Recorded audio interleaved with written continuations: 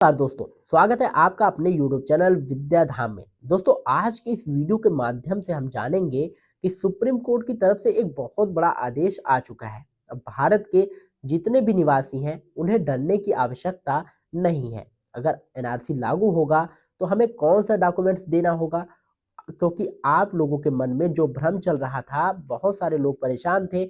बहुत सारे डॉक्यूमेंट्स के बारे में अलग अलग बातें बताई जा रही थी। जब से ईसाई यानी कि इलेक्शन कमीशन ऑफ इंडिया की तरफ से 11 डॉक्यूमेंट्स लागू किए गए हैं, एसआईआर की वेरिफिकेशन की गई है। और एसआईआर वेरिफिकेशन के बाद जब आपको पता चला कि जो नया ड्राफ्ट जारी होगा उसमें आपका नाम है या नहीं, इस नाम के रहने या ना रहने को लेकर बहुत सारे लोग परेशान हैं। करीब करीब 2 करोड़ से ऊपर यानी कि 2.5 करोड़ के आसपास व्यक्तियों का नाम ड्राफ्ट लिस्ट में नहीं है। खासकर यूपी में उसका ड्राफ्ट जारी हो चुका है। अगर आपने नहीं देखा है तो जाकर ड्राफ्ट लिस्ट चेक कर सकते हैं, और इसका फाइनल लिस्ट फरवरी में आएगा।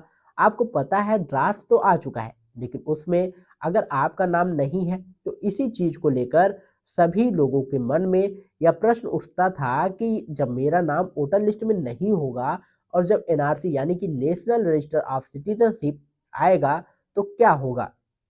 इसी को लेकर सुप्रीम कोर्ट की तरफ से यह आदेश आ चुका है कि अगर आपके पास जन्म प्रमाण पत्र नहीं भी है तो कोई दिक्कत नहीं, अगर पासपोर्ट नहीं है तो भी कोई दिक्कत नहीं, अगर आपकी मार्कशीट नहीं है तो भी कोई दिक्कत नहीं।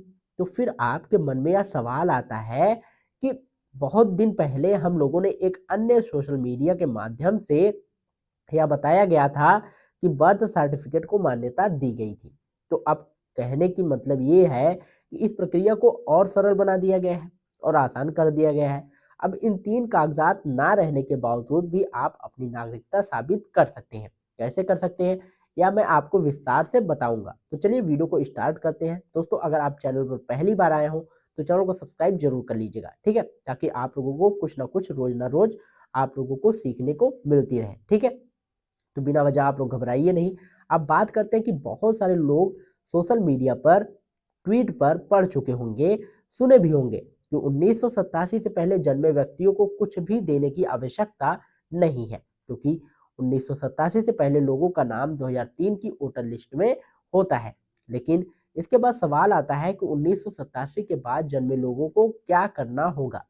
पहले यह नियम था 1987 से 2003 के बीच जन्मे लोगों को अपने माता या पिता में से किसी एक का डॉक्यूमेंट्स देना होगा, और 2003 के बाद जन्मे लोगों को माता पिता दोनों और साथ में खुद का अपना डॉक्यूमेंट्स देना होगा। इस वजह से बहुत सारी परेशानियां आ रही थी। बहुत सारे लोगों के पास कागजात नहीं थे, कुछ के पास थे, कुछ के पास कंडीशन थी।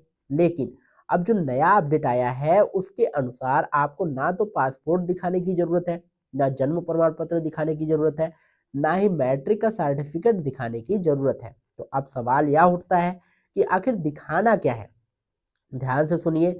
अब रिलेशन यानी कि रिश्ते के आधार पर इसे जोड़ा गया है। मतलब अगर आपके घर में आपके पिता, दादा दादी या उनके भी पहले के पूर्वजों में से किसी का भी नाम किसी भी वोटर लिस्ट में है तो आपको कुछ भी अलग से दिखाने की जरूरत नहीं है, क्योंकि आपके परिवार के किसी भी सदस्य का नाम अगर उसमें है तो उसी के आधार पर यह साबित हो जाएगा कि आप भारतीय नागरिक हैं। आपका नाम नागरिकता में भी रहेगा और वोटर लिस्ट में भी रहेगा। आपको ज़्यादा प्रूफ देने की आवश्यकता नहीं है।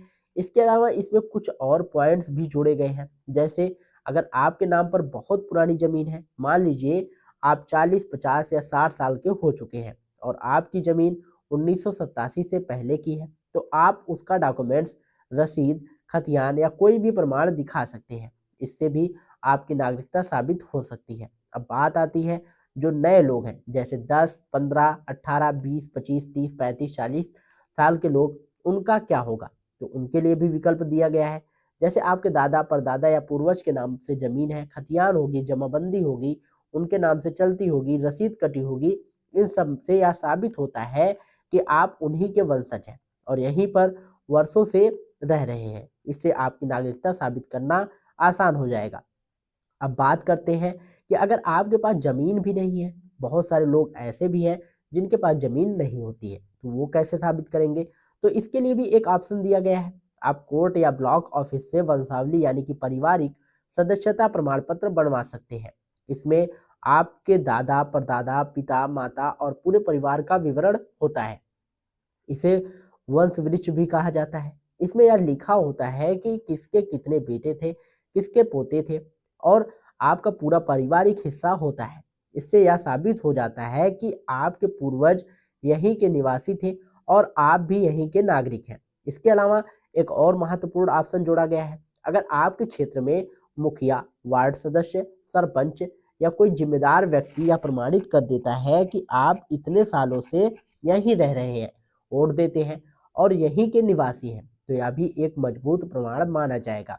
इससे भी आपकी नागरिकता साबित हो सकती है।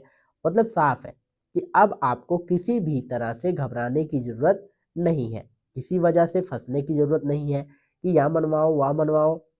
जब एनआरसी लागू होगा तब देखा जाएगा। और जो ज़रूरी बातें हैं मैंने अभी बताई हैं, अगर आप चाहें तो उन्हें पहले से तैयारी कर सकते हैं। वंशावली बनवाना कोई बहुत बड़ी बात नहीं है, कोर्ट या अंचल कार्यालय से बन जाता है। ज़मीन का खतियान और रसीद तो बहुतों के पास होती ही है। तो उम्मीद करता हूँ कि आप लोगों की सारी बातें क्लियर हो गई होंगी। दोस्तों, अगर आपके मन में कोई भी डर या फिर कोई भी सवाल हो तो कमेंट बॉक्स में ज़रूर बताइएगा। हमारी टीम आपकी पूरी सहायता करेगी। और दोस्तों, मिलते हैं नई वीडियो में नई अपडेट के साथ। तब तक के लिए जय हिंद, जय भारत।